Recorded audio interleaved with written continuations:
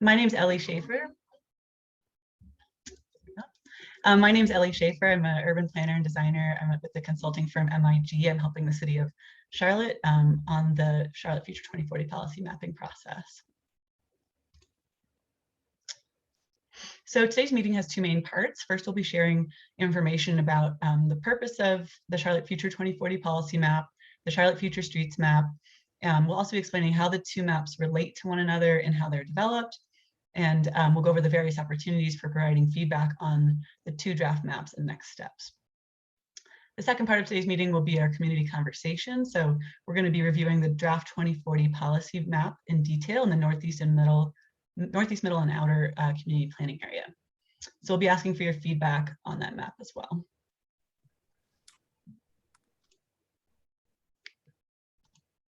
So what is the purpose of the Charlotte Future 20 policy map and the Charlotte Streets map?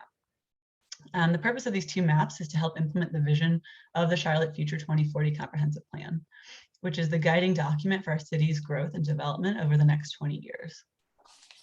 The Charlotte Future 2040 Comprehensive Plan was adopted in June 2021, and there are now several major initiatives underway to help put the plan into action. The Charlotte Future 2040 policy map will identify appropriate locations for future development in our community. The Charlotte Streets map will define the multimodal vision for Charlotte streets to support mobility between the places we live, work, and play. And lastly, the Unified Development Ordinance will consolidate and update the city's land development regulations so future development is aligned with the vision of the comprehensive plan. Today's presentation will focus on the Charlotte Future 2040 policy map and the Charlotte Streets map.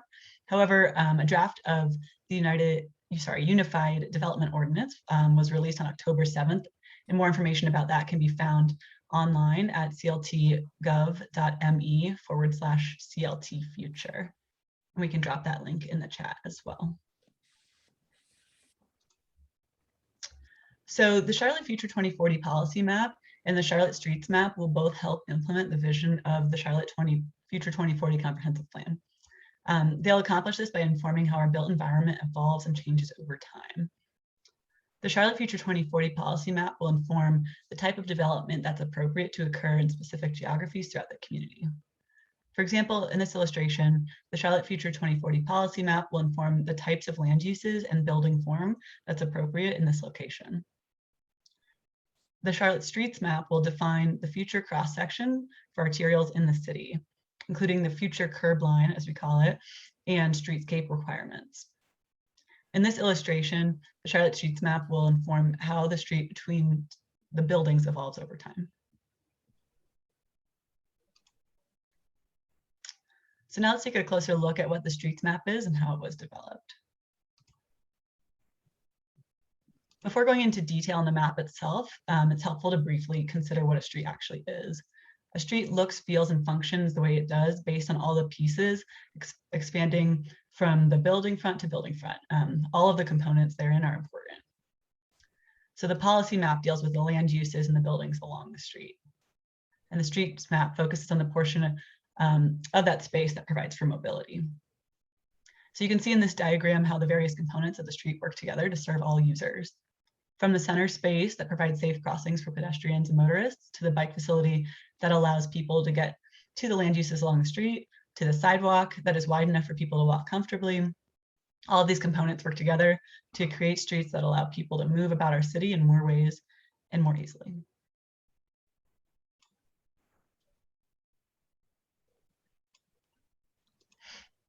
So now that we've looked at what a street is, let's look closer at what the streets map is. So it's the mapped vision of our multimodal street network. It's based on council adopted policies that have been developed and refined over the last several years.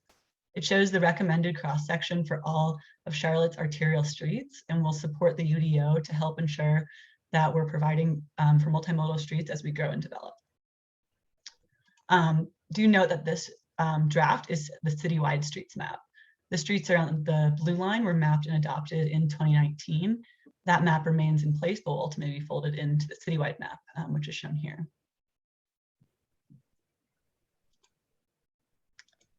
So we want to remind you that you can go online to review and provide comments on the streets map, along with the policy map through November 14th. When you click on an arterial street on the online map, there will be a pop-up box that includes information about the street cross-section that you can review. You can then make a comment on the streets map by clicking the green icon, then clicking on the street you're interested in, which brings up a comment box. You can get full instructions for this by watching the demonstration video that's online as well. You can also click the link on the map's splash page to go to the website for more information.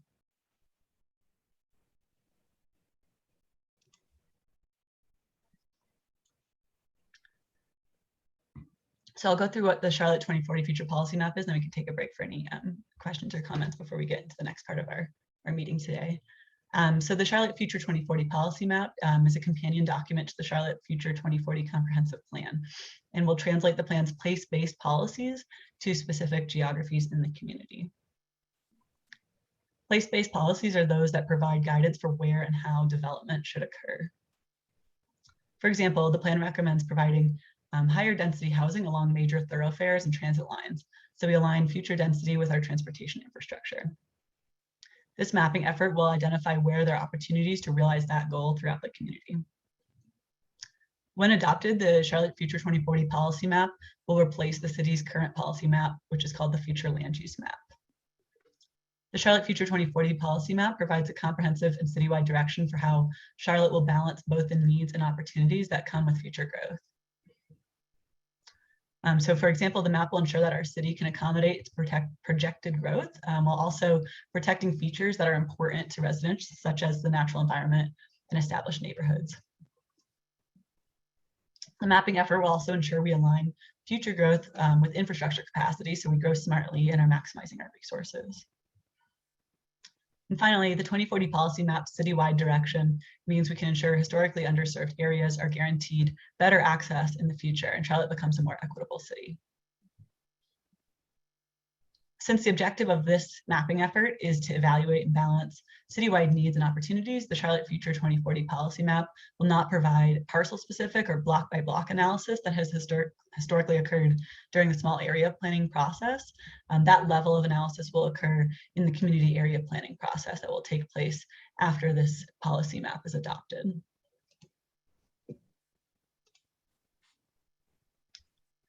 So the Charlotte Future 2040 Policy Map was developed using a new tool called place types and followed a three-step process. Place types are a new classification system to organize patterns of development. They are not zoning districts. So place types are more complete and holistic than the city's current classification system, which is called future land use. Future land use only provides guidance for the type of development, for example, residential, commercial, or institutional, that's permitted on a property. Occasionally, future land use can provide guidance on the level of density to the detail of low, medium, or high, typically, that would be permitted. So in comparison, place types, this new tool, provides guidance for not only land use, but also the mix and proportions of land use within a larger area, building form and design, mobility, and open space. The place types tool was vetted by the community during the development of the comprehensive plan. Stakeholders provided input on the types of places right for Charlotte, as well as the guidance for each place type. The 2040 policy map process will now apply the place types vetted during the plan development to specific geographies throughout the community. Using the new place types tool, the draft Charlotte Future 2040 policy map was developed following 3 steps. So the first step was to translate existing development on the ground today into the new place type tool. So this step was completed to illustrate how place types are intended to be applied at a half block or block level, and it's a good reference step as well. This step did not directly inform the future 2040 policy map. The second step was to translate the city's adopted area plans into place types. So this step illustrates how Charlotte would grow if we did nothing different and did not map the policies from the comprehensive plan. And third, the third step built upon the adopted policies map. So built on that second step, but revised it to reflect the comprehensive plan policies. So by building off the adopted policy map, this process doesn't erase past planning efforts that are still valuable to our community. Instead, it respects what's working for our community and only revises the shortcomings that fail to address the city's current and future needs.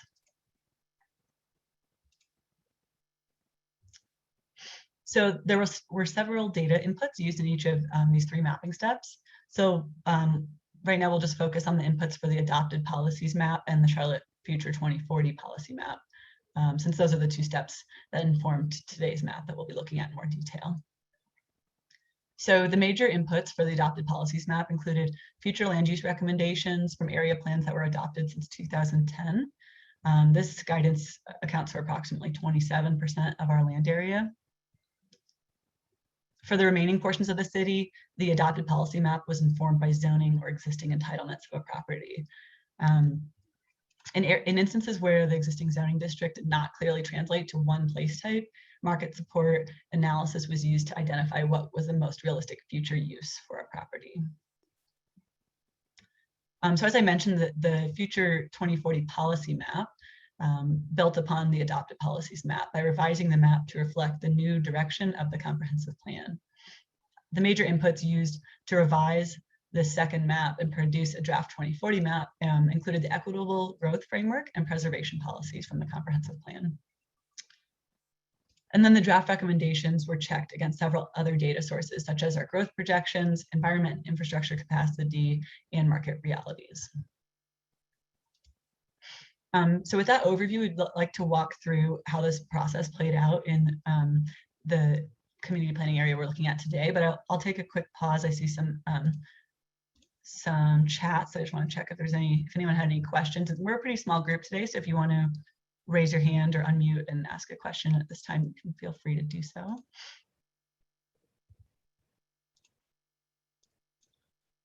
Great, I see Maria and Gretchen put some links in the chat. Can you say more about the market analysis that was done to that you referred to earlier? Sure, yeah. So on the adopted policies map, which was that second step, primarily we used future land use, but that only covers about 27% of the city. So outside of that, we had to look at other things. So we looked at zoning first, but it's not a clear one-to-one crosswalk all the time between what a zoning district is and what the future place type should be assigned in different areas. So we used a one-to-one translation as much as possible to kind of create that map in the language of place types, if you will, but where there was a few different options for maybe what the future place type could be, the economists on our team ran their market analysis to understand what's most likely to develop, what's most feasible on different sites. So whether that's mixed use, whether that's residential, different types of uses and densities.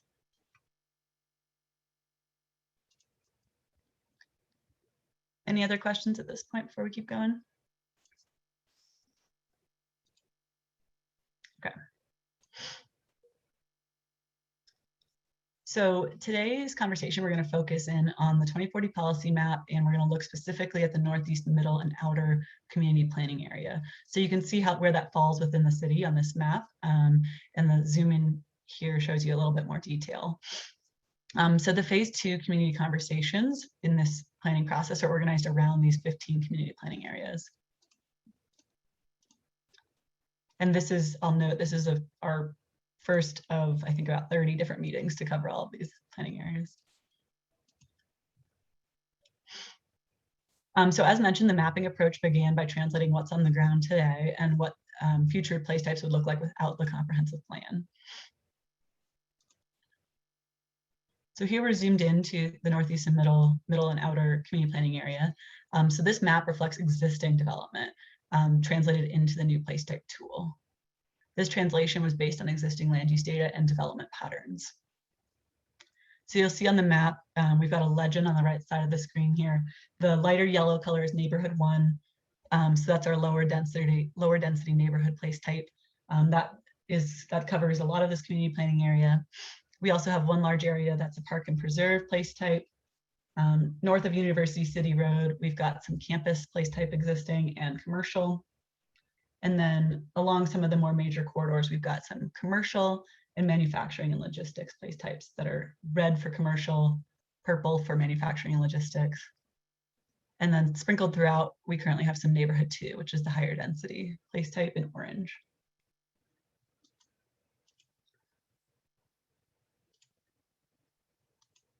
So now we're looking at the adopted policies map. So the second step in this mapping approach was to translate the city's adopted policies and existing entitlements into place types. So this is what the future of place types might look like in this area without the comprehensive plan policies applied. So again, this translation was based on several inputs: future land use recommendations for area plans that have been adopted since 2010, zoning in the remaining areas, and then the market analysis that I was just speaking about in some instances where there wasn't a clear translation between zoning and future place types. So you can see how the place type assignments change between the existing development and the adopted policies map. I can flip back and forth just so you can see that change a little bit better. So we're getting more neighborhood 1, especially on the east side of this community planning area. We're losing some parks and preserves. I also point out that in existing, there's a dark gray color, which signifies vacant land. So in the future, we're not planning for vacant land. We're looking at what the best use and place type would be in those locations. We've also got some community activity center shown in blue along the transit line here.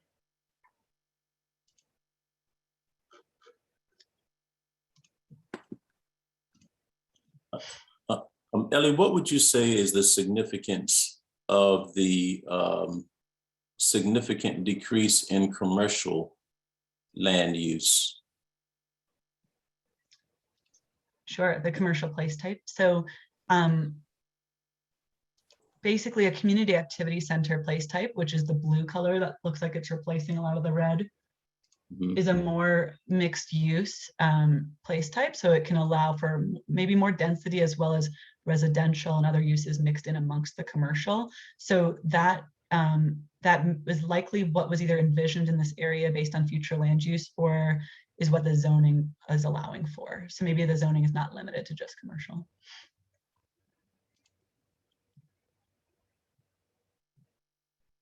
I'll also point out the loss of parks and preserves is one we noticed in this step. Basically, there's areas that are, have the existing feel of a park, but they may be privately owned and actually zoned for low density residential. So in theory, they're not necessarily protected without the comprehensive plan policies stepping in. So now we'd like to walk through how place types were revised from that adopted policies map to better align with the vision of the community and the comprehensive plan. So this map built off that previous map, but is a revised version. So first we'll look at the preservation policies from the comprehensive plan and how those were mapped. So the comp plan includes policies to preserve existing neighborhood 1, parks and preserves, and manufacturing and logistics. So you can see those 3 place types shown on this map. And again, this is now the 2040 policy map that we're looking at.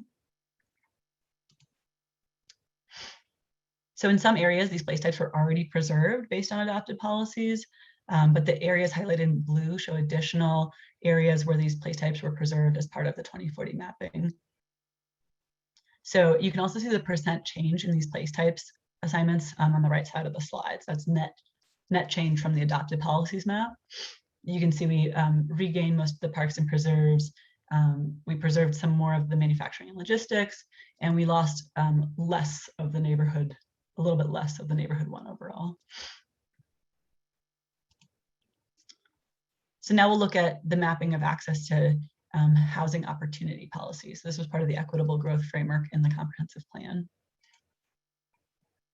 So the comprehensive plan calls for creating a more equitable future for all of Charlotte, which means we need to ensure future growth and development benefits everyone. In order to measure who does and doesn't currently benefit from past development, the comprehensive plan included the equitable growth framework, which assesses which areas have low access to housing diversity, jobs, goods and services, and are impacted by environmental justice issues.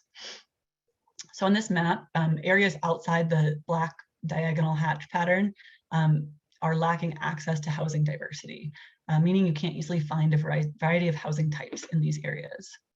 So again, outside of the black hatch. The bullet points on this page are the metrics that were used to understand where access to housing is currently lacking. This step in the mapping approach was focused on making place type recommendations that would provide better opportunity to housing unit diversity in particular. The items that aren't underlined can happen within any neighborhood, and therefore other tools outside of place types will be explored to help address those metrics and gaps. Other tools that we can use to help address those metrics might be things like programming, design solutions, infrastructure projects, that type of thing.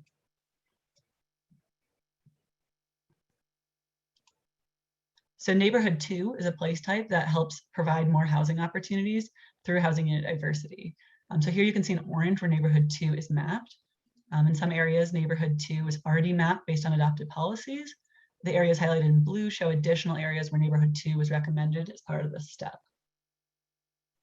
So you can see there's an overall 9% increase in neighborhood 2 from the adopted policies map.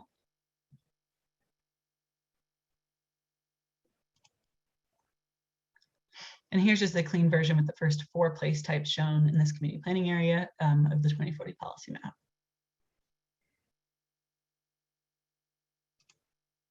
So next we'll look at mapping of access to employment opportunities, the second component of the equitable growth framework.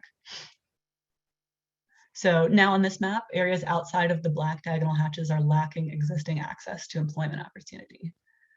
The bullet points on this page are the metrics that we use to understand where access is currently lacking. The place type mapping aimed to provide the opportunity for employment within a commute shed of every neighborhood, which is about 1.5 miles, not within every neighborhood. So the items that aren't underlined, again, can happen within any employment area, and therefore we'll look into other tools outside of place types that can be explored to help address those issues.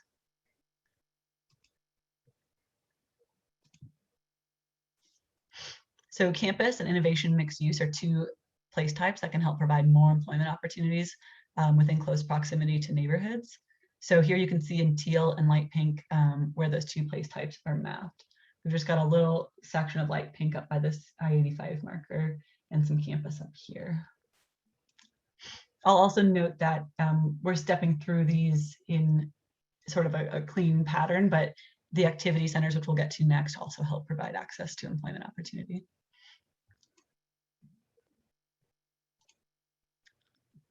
So here you can see the first 6 place types on the 2040 policy map.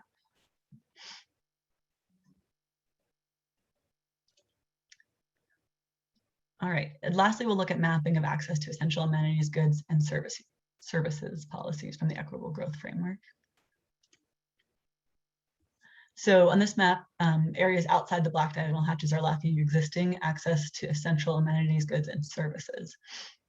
So again, the bullet points on this page are the metrics we used to understand where access is currently lacking. The underlying metrics were specifically identified as items place type mapping could help address. So access to fresh food, access to healthcare and pharmacies, and access to financial services. The items aren't underlined, can really be provided in any place type, and therefore other tools outside of place types, again, will be explored to help address those gaps in particular.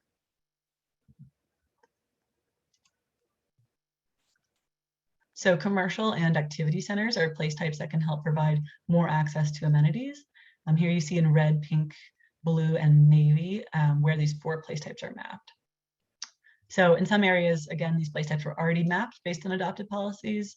The areas highlighted in blue show additional areas where these place types were recommended as part of this draft mapping. So here's the complete 2040 policy map for this community planning area. You can see how we've got some more mixed use place types included, like community activity center. We've preserved more parks and preserves than would have otherwise been preserved based on the adopted policies. And there's just more of a mix of place types along major arterials.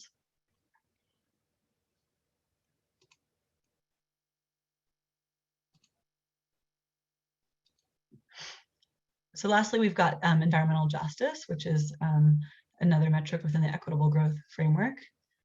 So on this map, outside of the black diagonal hatch, are areas that are impacted by environmental justice issues. So the bullets on this page are the metrics that were used to understand where environmental justice is currently lacking. New, more intense place types were not mapped in the floodplains. That's one way we have addressed environmental justice as part of this effort. The place type mapping effort also used buffering strategies and transitions to reduce the proximity between neighborhoods and heavy industrial uses or major transportation infrastructure. Opportunities to provide that buffering or transitions were limited based on existing development. So again, outside of tools outside of place types will be explored to help address these inequities, things like programming, design solutions, infrastructure projects, that sort of thing.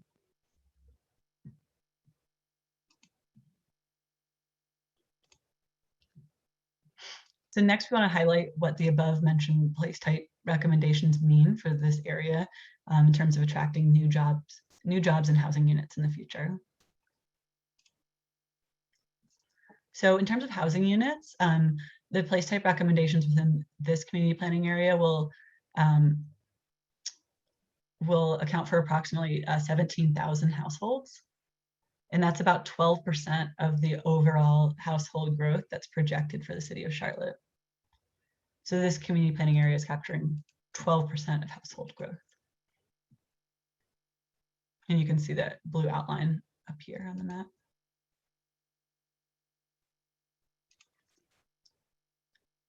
In terms of new jobs, the place type recommendations within this geography will account for approximately a little over 9,000 new jobs. So within the city overall, that's 5% of job growth that's projected to the city within this community planning area.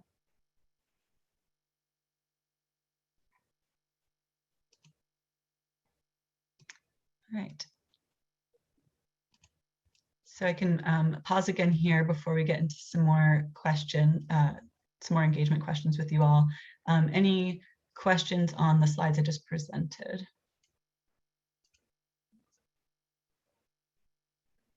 Oh, I see Mark put something in the chat, massive loss of parks and preserves. So Mark, are you referring to one of the first maps I was showing from the adopted policies map?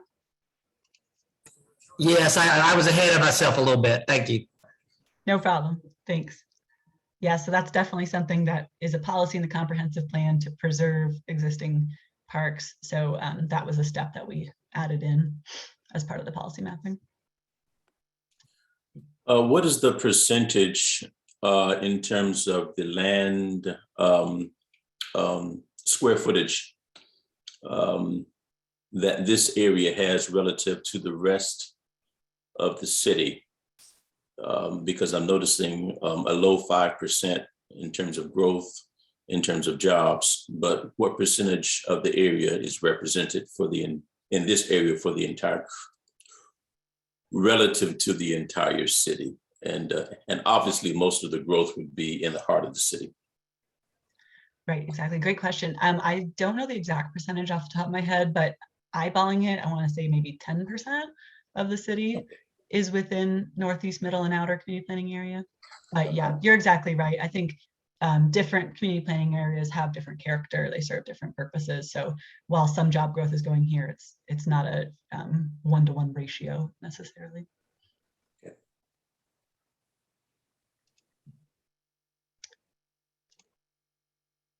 All right. Cool. So now that we've walked through the draft 2040 policy map recommendations for this area, we'd like to get your feedback on the draft mapping approach. So the objective of this conversation is to collect feedback both on the current steps in the mapping approach, as well as potential revisions to the approach. So there are two types of feedback that we can use to revise the mapping approach. First, we can identify additional steps to add to the methodology, which would help better align the final map with the Charlotte Future 2040 policy map. And then we can discuss potential adjustments to the current mapping steps that would help improve the accuracy of the map. So again, just a reminder, really what this process can't do is incorporate parcel-specific recommendations that don't inform an overall change to the citywide mapping. Again, this is a citywide mapping effort, and we must be balancing future needs and opportunities across the entire city.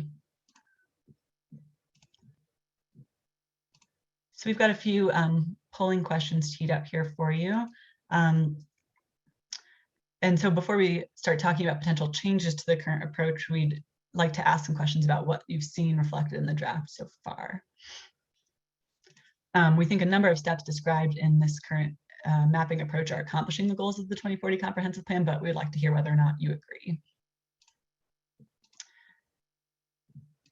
So I guess real quick, before we go into the polling questions, would anyone like me to return to the map so you can get a better look at it before we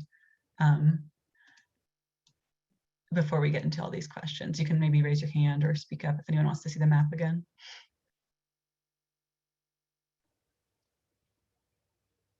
Okay. Sounds like maybe everyone got a pretty good look. Great. So Maria or Gretchen, do you want to start the polling questions?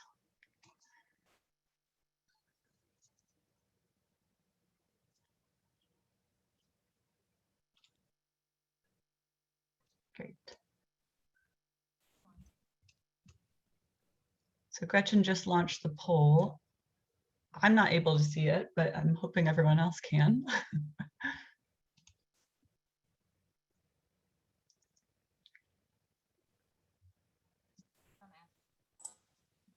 Can everyone see the polls that popped up? Yes. Yes, they're visible. Okay, great. Thank you. Yeah, I'm guessing it's because I'm a host of the meeting, so. Great.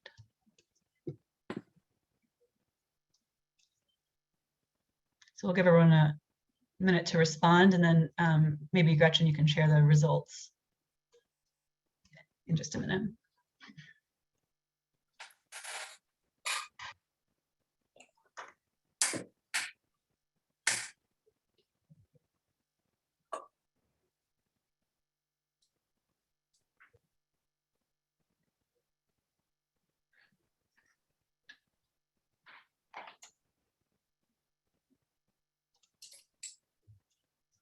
Okay, Gretchen, do you want to share the results unless it looks like people are still responding?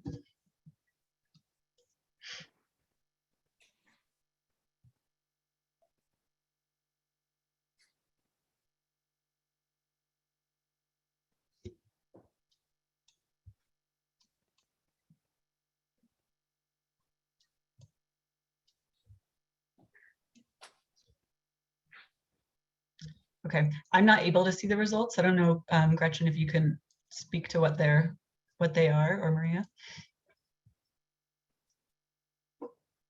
Yeah, sure. I can jump in. Thank you.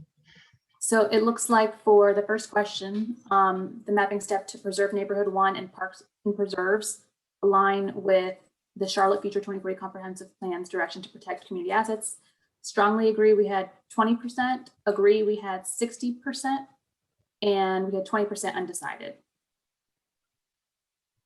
For the second question, is mapping neighborhood 2 in areas with low access to housing opportunity a good approach to increasing housing diversity in the future? And we had 100% agree. Great. For number 3, is mapping campus and innovation mixed use in areas with low access to jobs a good approach to increasing job access in the future? We had 80% agree and 20% undecided. And then the fourth question is mapping activity centers, an area with low access to goods and services, a good approach to increasing access to goods and services in the future. We had 40% strongly agree, 60% agree. And then how important is it to explore additional tools to further mitigate environmental justice impacts during the community planning area process? 40% agreed it was important, another 40 somewhat important, and then 20% undecided. Okay, great, thank you. Does anyone want to respond about why they responded the way they did? Sounds like overall positive responses, mostly in agreement that these are good ways to approach the mapping.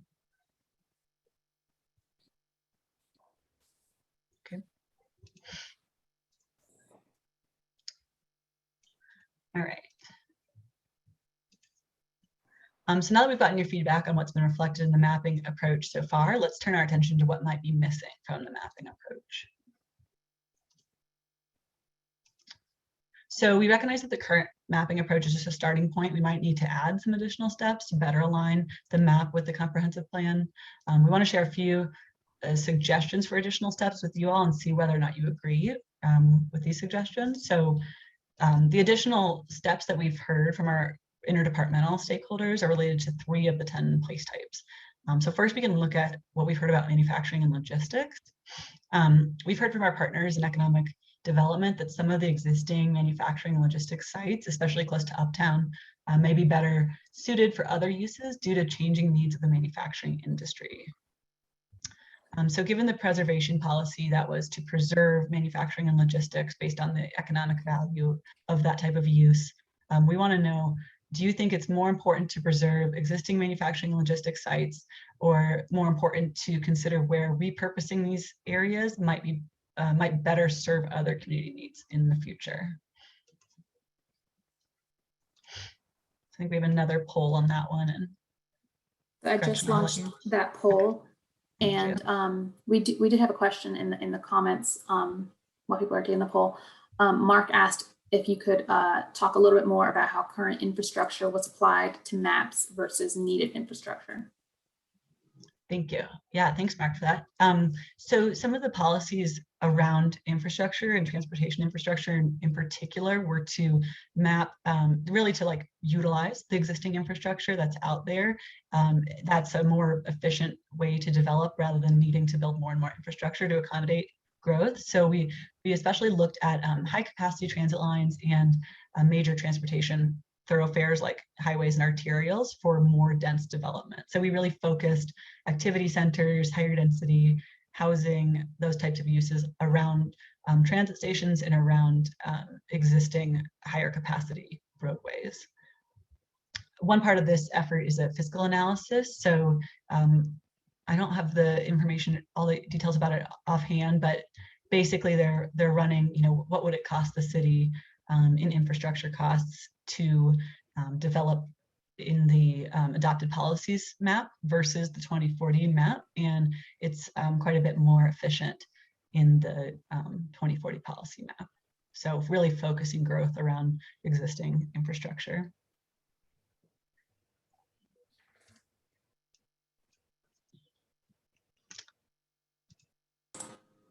I can end the polling now, Ellie. Okay. Share the results.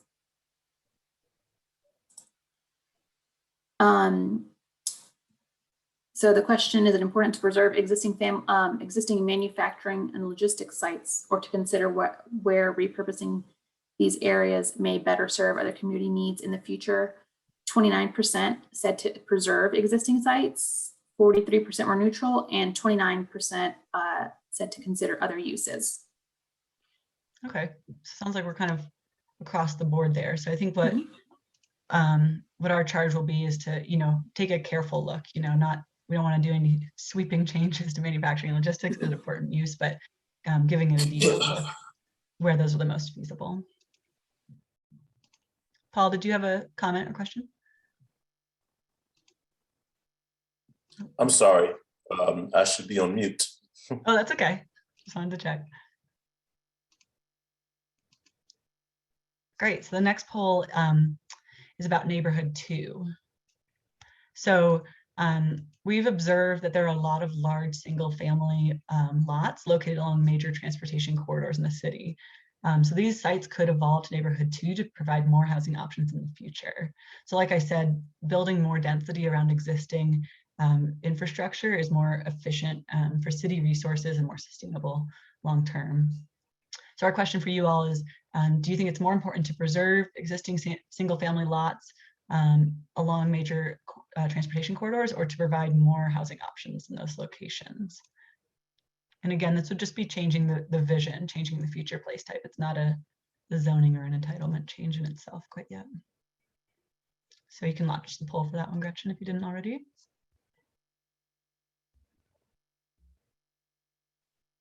And I see in the chat, Kiba, I'm sorry, I hope I'm saying your name correctly, you said, I think the poll results likely reflect that folks are looking for a balance between those two options for the manufacturing logistics question. I totally agree. Yeah. So I think finding a balance, not going all in one way or the other, will be important as we kind of revise the map moving forward.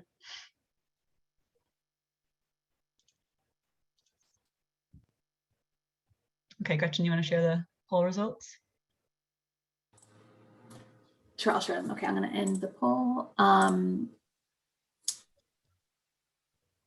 So is it more important to preserve existing single-family lots or provide more housing options along major corridors? 33% said it's more important to preserve single-family lots, 17% were neutral, and 50% said it's more important to provide more housing options. Great, thanks. Interesting. So again, kind of split across the board. I think it will again be looking at balancing which of those lots are maybe most suitable for higher density development, and where do they best align based on their context and surrounding place types for neighborhood 2 potential. All right, and lastly, what we've heard about the commercial place type is that there's a lot of existing commercial development throughout Charlotte that doesn't align with the plan's vision for walkable and integrated communities. So what we're wondering is, how important is it to you that commercial areas in this northeast and middle and outer community planning area, how important is it that those commercial places evolve into neighborhood activity centers? So just a reminder that, you know, neighborhood activity centers are mixed use centers. They're smaller in scale than a community activity center. So they might have, you know, a little bit of housing, a little bit of office use, some commercial use. So really kind of making a commercial area into a more vibrant place that's active at different times of day and maybe provides different amenities or more variety of amenities. So you can launch the poll for that one, Gretchen.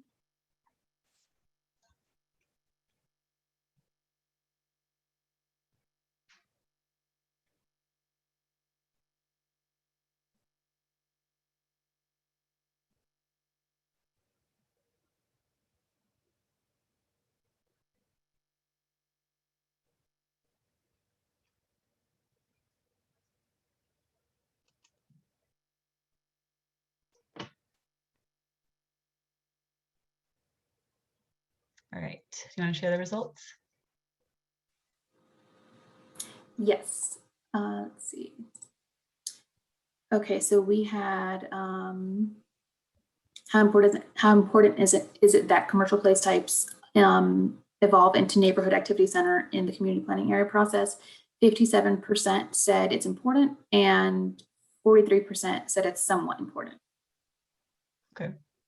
So it sounds like leaning on the important side of the scale there. Great. Okay. So, you know, we have to balance what's really economically feasible. We can't upgrade every commercial area to a center, but we can definitely look into more areas that can be transformed from commercial into a neighborhood activity center. I think some examples of that might be commercial that's already surrounded by a neighborhood, or if it's a commercial area that's close to a park, kind of building off that proximity. Or maybe commercial along more major streets. So great. Thanks everyone for participating in the poll questions. So finally, let's just talk about any concerns you have with the draft map. So by talking through specific concerns, we expect that we'll be able to identify adjustments to the mapping approach to help make the next draft of this map more accurate. So a few examples of potential adjustments that maybe we'll consider making is if, you know, a certain site isn't showing up as the place type you expected, maybe it's too small to qualify as a, you know, complete place in itself. We're really looking at sort of the block size threshold minimum, but we can look at adjusting that threshold if there's enough examples of it in scenarios across the city. Also, if a certain site isn't showing up as the expected place type, perhaps it's the existing zoning and entitlements that weren't translated properly in this process. So if that's the case, we can definitely look into, you know, those specific zone districts across the city. So those are just a few examples. And I see we have something in the chat. Oh, thank you, Paul. Paul said, great job. Okay, so to look at the map, we're going to use this annotate tool in Zoom. So since we can't be sitting around a table and pointing towards a printed map today, we're going to use this feature. So to open the Annotate tool, I'll walk you through how to do it on Zoom. You're going to either expand the View Options drop-down menu that's usually at the top of your screen, or you might have a black menu bar that's already appearing, and there should be an Annotate button there.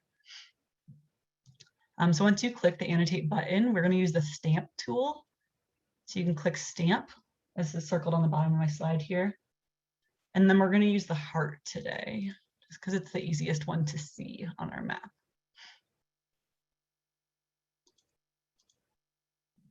So in just a minute, I'll pull up the full map that we can interact with. But basically what we're going to ask you to do is click on the map to place your heart stamp using that Annotate tool. If you need to fix or remove the stamp that you place, you can use the eraser tool, which is in that same toolbar next to stamp. If you want to get out of the stamp tool and go back to your normal mouse, you can click the mouse button. So we'll pull up the map and give everyone a chance to place their heart stamps. It's really, we're just using the heart again because it's easiest to see on the map, but really we'd like to ask you to place a stamp anywhere where you have a question or maybe a concern about the way an area is mapped on the 2040 policy map. So we'll give everyone a minute or two to place their stamps, and we'll save a screenshot of it and then discuss where people have pointed out different areas on the map. Does anyone have any questions about the Annotate tool before we get started? Any trouble finding it?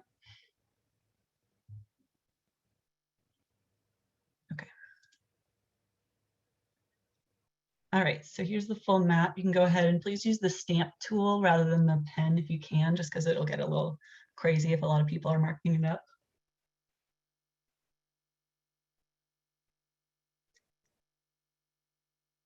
Hopefully this works okay.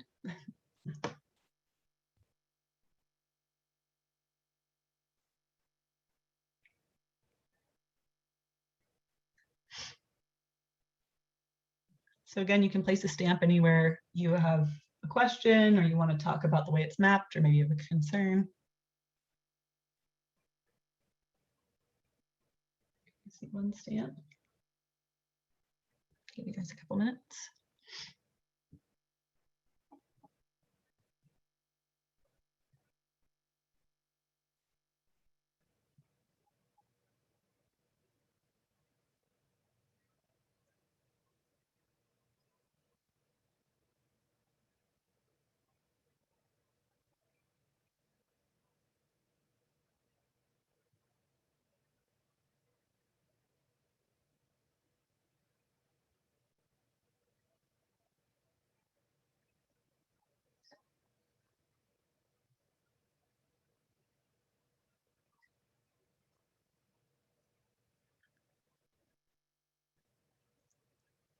All right, well, I'm only seeing one stamp on the map, so if anyone wants to place any more, feel free, but I think we can just start talking about the one, or if you have questions and you're having trouble with the tool, feel free to put them in the chat box.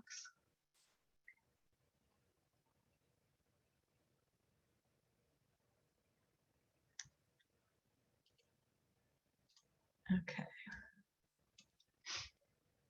All right, so I hope you can see my cursor, but I'm seeing one stamp up here on the Regional Activity Center up on Harris Boulevard between I-85 and this high capacity transit line. So does anyone want to, whoever put the stamp there, talk about what your question or concern was in that location? This is Keith McVeigh. I put that there. I support that. That's so not a question or an issue with it, just agree with that designation. So that's why I put that there. No other thoughts. Great, thanks. Do you want to elaborate at all on why you like it, or what makes you feel that way? I like the location. I think it's a good location for an activity center near transit, near other modes of transportation, both I-85 and Harris Boulevard. Also, it's in terms of location, near employment, near the university. It's a good place to create a walkable, community-sized activity center with higher density residential and other uses like that. So I think the location and what I think a regional activity center will do, I think it's a good spot for that. I think that was probably something they wanted to do originally at that location, and it's evolving. So other than that, no other thoughts. Great, thanks so much. Yeah, I totally agree. It does seem like a really good location with all the transportation infrastructure right there, adjacent, to the university and some higher density housing. Great, thanks, Keith. Well, thank you. I'm gonna have to jump off for another meeting, but thanks again for the time. Sure, thanks. And then I'm seeing some green lines on the map. I'm not sure if someone was doing those and wants to speak to what those are pointing out.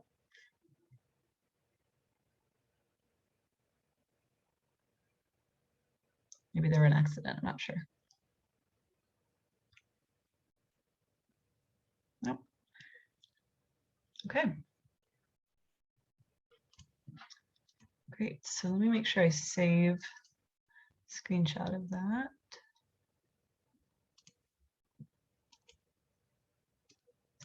Oh, and we just got to chat about when will the West Middle conversation take place.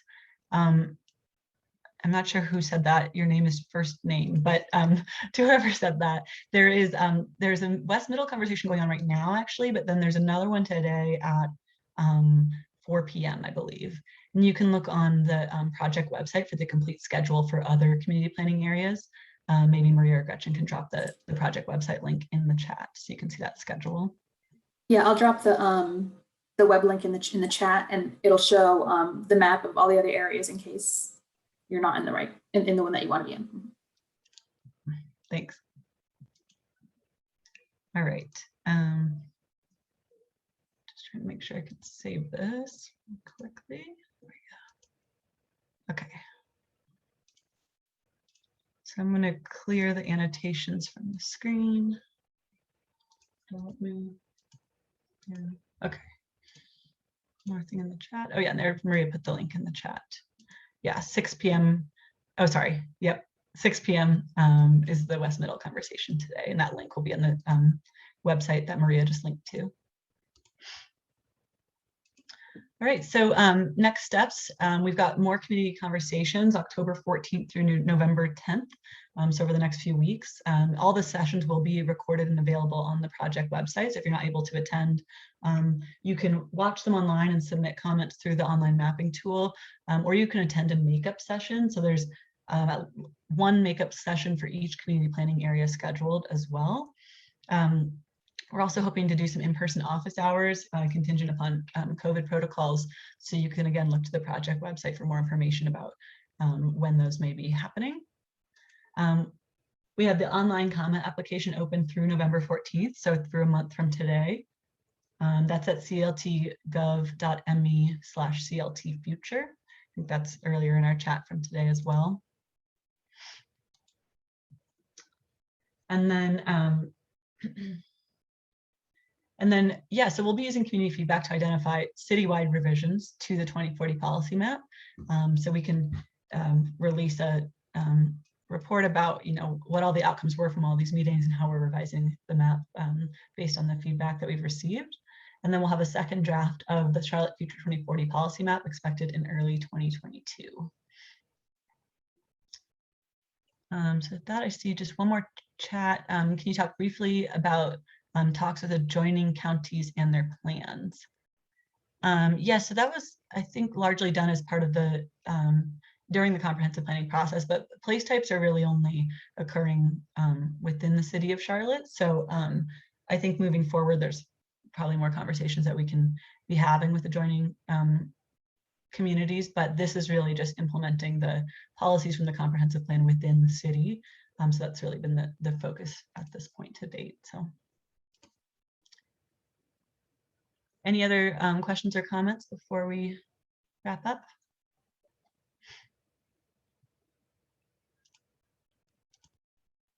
All right. I'm sorry, I guess, can I elaborate on my question about the county? Yeah, what I was asking was, I'm sorry if I'm loud. What considerations were at the county line, what we might be doing something that's detrimental to what's on their side of the county line as opposed to they're doing something what's detrimental to our place tap. So that was kind of my question. Thank you. Yeah, sure. That's a great question. I think we will look into that more coming out of today and can report back to you on that. But yeah, that's that's going to be a situation all around the edge of the city. So I think my response is that we'll get back to you on that exactly. But thank you for bringing that up. That's a good point. Great point. All right, well, thank you everyone again for joining. Feel free to join additional community planning area meetings over the next few weeks and give your feedback. Really appreciate your engagement today. So have a nice rest of your day, and we'll hope to see you at another meeting.